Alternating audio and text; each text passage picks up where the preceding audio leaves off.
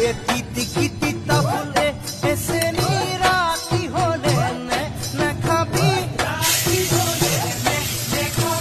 তা কেন হই তুই সে হো এ যৌবন থাকে মানে